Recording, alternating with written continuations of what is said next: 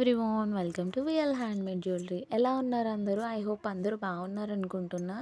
మీకు video starting చూస్తేనే అర్థమవుతుంది, నేను బ్యాంగిల్స్ మేకింగ్ వీడియో అనమాట అప్లోడ్ చేసింది. మనకి బ్యాంగిల్స్ మేక్ చేయడానికి కావాల్సిన మెటీరియల్ అంతా కూడా నేను వీడియోలో చూపించాను.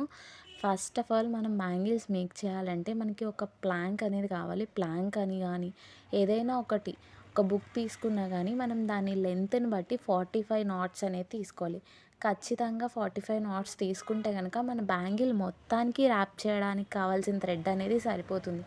లేదు నేను ఇంకా తక్కువ తీసుకుంటానంటే తీసుకుంటే కనుక మనకి ఏమవుతుంది అంటే బ్యాంగిల్ మిడిల్ వరకు కానీ లేదు అంటే కొంచెం స్పేస్ ఉండగా కానీ థ్రెడ్ అనేది అయిపోతుంది.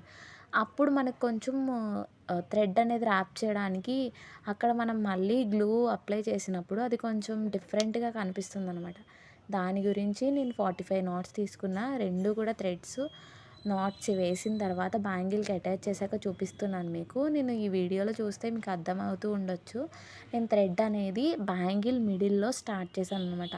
అంటే స్టార్టింగ్ నుంచి ఎండింగ్ నుంచి కాకుండా నేను బ్యాంగిల్కి మిడిల్ అయితే ఎక్కడైతే మిడిల్ ఉందో, ఇప్పుడు 2 కట్ బ్యాంగిల్లో హాఫ్కి అంటే 4 కట్కి అయితే ఎక్కడ నుంచి స్టార్ట్ చేస్తామో ఆ ప్లేస్లో నేను థ్రెడ్ అనేది అటాచ్ చేశాను అనమాట. అంటే మనం ర్యాప్ చేసినా చాలా నీట్గా ఉంటుంది.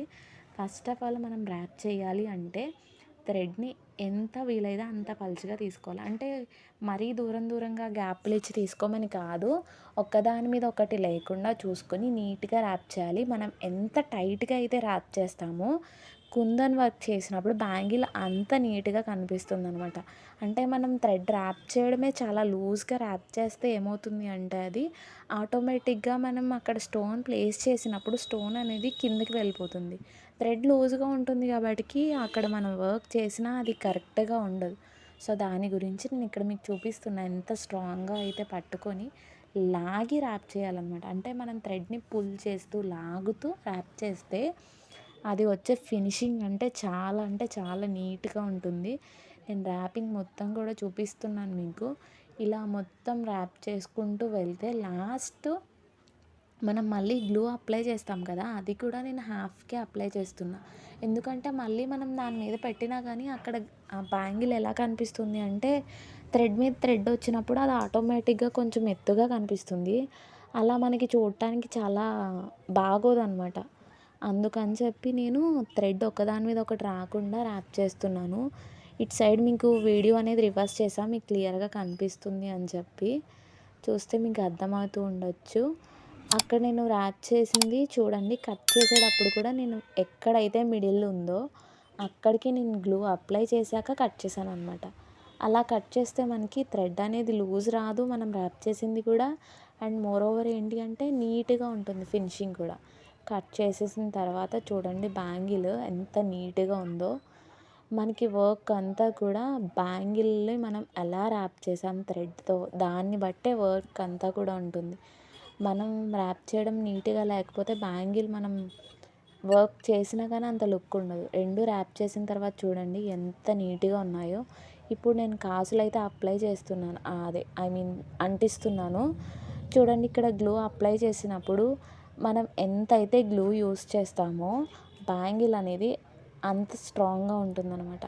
మనం కాసులు కదా కొంచెం అప్లై చేసి అంటించేద్దాం అనుకుంటే కనుక మనకి కొంచెం వాటర్ తగిలినా కానీ బ్యాంగిల్స్ అనేవి వాటి మీద ఉన్న కాసులు అనేవి ఊడిపోయే ఛాన్స్ ఎక్కువ ఉంటుంది. సో మనం ఎంతైతే గ్లూ అప్లై చేస్తామో అంత నీట్గా అయితే బ్యాంగిల్స్ ఉంటాయి. అంటే వైట్గా ఉంది కదా ఆ బ్యాంగిల్ మీద చిరాగ్గా కనిపిస్తుంది అని అయితే అస్సలు అనుకోవద్దు.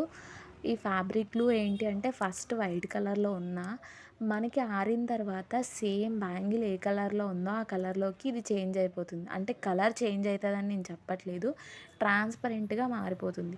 ట్రాన్స్పరెంట్గా ఉండడం వల్ల మనకి ఏం కనిపించదు, బ్యాంగిల్ అనేది నీట్గా కనిపిస్తుంది అంతే. నేను చేసిన ఫస్ట్ మిస్టేక్ ఏంటి అంటే నేను తీసుకున్న బ్యాంగిల్స్ అన్నీ కూడా కర్వ్ బ్యాంగిల్స్ తీసుకున్నా. కర్వ్ అంటే మీకు చూస్తే తెలుస్తుంది కదా, కొంచెం కర్వ్ షేప్లో కనిపిస్తూ ఉంటుంది. ఫ్లాట్ బ్యాంగిల్స్ మీద కాసు బ్యాంగిల్స్ చేసుకుంటే మనకి వర్క్ అనేది చాలా నీట్గా కనిపిస్తుంది. ఫ్లాట్ బ్యాంగిల్ మీద మనం ఎలాంటి వర్క్ చేసినా కానీ అది చాలా ఈజీగా ఉంటుంది. కర్వ్ బ్యాంగిల్ మీద మనకి ర్యాప్ చేయడం కష్టం అండ్ వర్క్ చేయడం కూడా చాలా కష్టంగా ఉంటుందన్నమాట. సో ఎప్పుడు తీసుకున్నా కానీ ఎవరైనా మ్యాక్సిమం ఫ్లాట్ బ్యాంగిల్స్నే తీసుకోండి. రెండు ర్యాప్ చేసి నేను కుందన్స్ అంటించిన తర్వాత చూపిస్తున్నా. బ్యాంగిల్స్ అయితే మనకి రెడీ అయిపోయినాయి. ఇంకా అది ఇప్పుడే అంటించాను కదా! సో, ఇంకా కొంచెం తడిగా ఉంది. గమ్ అయితే ఇంకా ఆరలేదు. ఫుల్‌గా ఆరిన తర్వాత చూడండి. మనకి బ్యాంగిల్స్ అయితే ఇవి మనం సైడ్ బ్యాంగిల్స్‌కి యూజ్ చేసుకోవచ్చు. లేదు అంటే ఏదైనా సెట్ తీసుకొని దాంట్లో కూడా యూజ్ చేసుకోవచ్చు. Thanks for watching. Please do like, share and subscribe. Have a nice day. Bye bye.